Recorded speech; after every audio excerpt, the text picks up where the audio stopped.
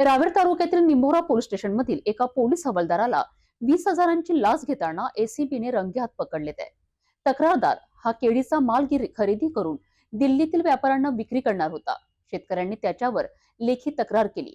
त्यात मदत करण्यासाठी पोलीस हवालदाराने लाच मागितली आहे. रावेर तालुक्यातील निंभोरा पोलीस स्टेशन मध्ये कार्यरत हवालदार सुरेश पवार यांना लाचलुचपत प्रतिबंधक विभागाने 20,000ची लाच स्वीकारताना पकडले. तक्रारदार हा केळीचा माल खरेदी करून दिल्लीतील व्यापाऱ्यांना विक्री करणार होता. 1,27,000 रुपयांचे देयक न दिल्याने शेतकऱ्यांनी त्याच्यावर लेखी तक्रार केली. या तक्रारीची चौकशी निंभोरा पोलिसांकडे आली. चौकशी दरम्यान हवालदार पवार यांनी हे प्रकरण गुन्ह्यात रूपांतरित होऊ नये मी मदत करतो असे सांगून देयक रकमेचा 10% सेटिंग म्हणून लाचेची मागणी केली.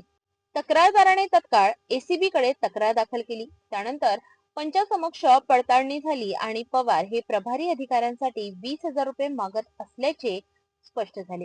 एसीबीच्या पथकाने सापळा रचून पवार यांना अटक केली. ही कार्यवाही पोलीस उप अधीक्षक योगेश ठाकूर यांच्या मार्गदर्शनाखाली तर पथकाचे नेतृत्व पोलीस निरीक्षक स्मिता नवघरे यांनी केले.